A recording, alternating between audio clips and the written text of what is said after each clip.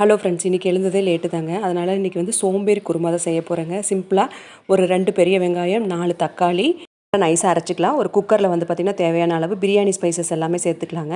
அது கூட 1 ஸ்பூன் அளவுக்கு சோம்பு, நம்ம அரைச்சி வச்ச வெங்காயம், தக்காளி விழுது சேர்த்துக்கலாங்க. இஞ்சி பூண்டு விழுது, தேவையான அளவு தண்ணி விட்டுக்கலாம். வெங்காயம் தக்காளி பச்சையாக போட்டதுனால தண்ணி நல்லா கொதித்து பச்சை வாசனை போகணுங்க. பாருங்கள், 10 நிமிஷம் கழித்து பச்சை வாசனை போயிடுச்சு. மஞ்சத்தூள், மிளகாய்த்தூள், மல்லித்தூள், கரம் மசாலா, கொஞ்சமாக சாம்பார் தூள், தேவையான அளவு உப்பு இது எல்லாமே சேர்த்துட்டு ஊற வச்சுருந்த சுண்டல், உருளைக்கிழங்கு இது எல்லாமே சேர்த்துக்கலாங்க. இது கொதிச்சுட்டு இருக்கிற சமயத்தில் அரை மூடி தேங்காய், ஒரு 5-6 பாதாம், கசகசா இது எல்லாமே ஃபைன் பேஸ்ட்டாக அரைச்சி எடுத்துக்கலாங்க.